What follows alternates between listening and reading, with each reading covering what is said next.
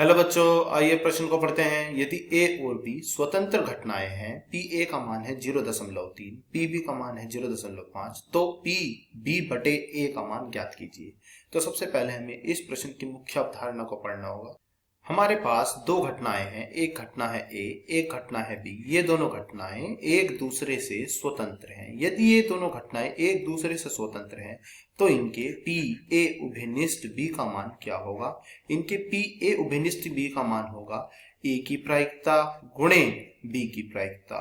अब बी बटे ए की प्रायिकता का क्या सूत्र होता है? बी बटे ए की प्रायिकता का सूत्र होता है पी ए उभयनिष्ठ बी बटे पी ए। अब हम क्या करेंगे, यहाँ पर इन दो सूत्रों का हम यहाँ पर प्रयोग करेंगे और अपने प्रश्न को हल करने की ओर चलते हैं। तो हमें इस प्रश्न में क्या दिया हुआ है हम लिख लेते हैं। हमें इस प्रश्न में ए की प्रायिकता कितनी दी हुई है? ए की प्रायिकता हमें इस प्रश्न में दी हुई है 0.3।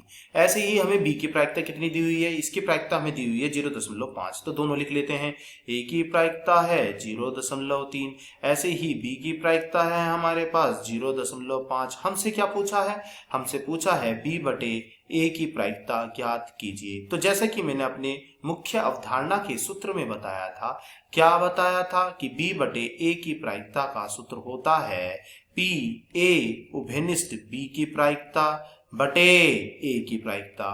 अब मैंने अपनी मुख्य अवधारणा के सूत्र नंबर 1 में यह बताया था कि हम पी ए उभयनिष्ठ बी का मान कैसे ज्ञात करेंगे। तो इसका सूत्र होता है ए की प्रायिकता गुणे बी की प्रायिकता। अब हम यहाँ पर क्या करते हैं, इस सूत्र का मान रख देते हैं। तो पी ए की प्रायिकता गुणे पी बी की प्रायिकता।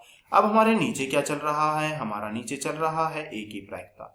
ए की प्रायिकता से ए की प्रायिकता का मान कट चुका है, तो यह हमें क्या मिला? हमें यह मिला है बी की प्रायिकता के बराबर। तो हम कह सकते हैं कि बी बटे ए की प्रायिकता का मान आया है बी की प्रायिकता के बराबर। तो बी की प्रायिकता कितनी है हमारी? 0.5। बी बटे ए की प्रायिकता का क्या मान आया है? इसका मान आया है हमारा 0.5। आशा करता हूं यह प्रश्न आपको समझ में आया होगा। धन्यवाद।